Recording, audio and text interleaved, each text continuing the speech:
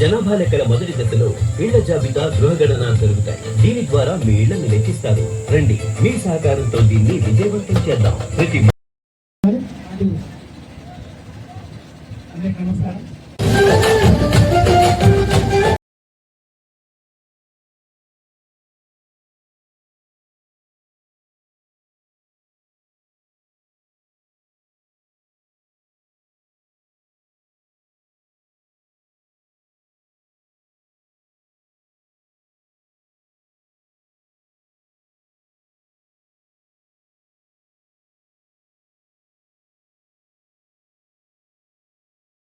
నమస్కారం.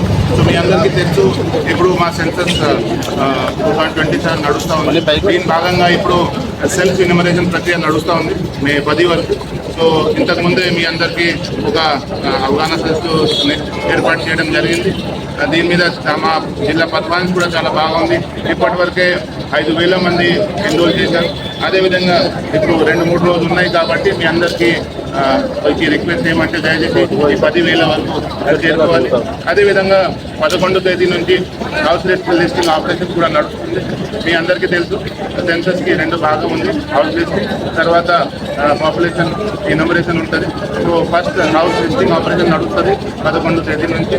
సో మీ అందరికీ తెలుసు, ఇప్పటివరకు చెప్పడం జరిగింది. 34 క్వశ్చన్స్ ఉంటాయి. మీకు మొత్తం గోప్యంగా ఉంటుంది. భయపడిన అసలు అవసరం లేదు.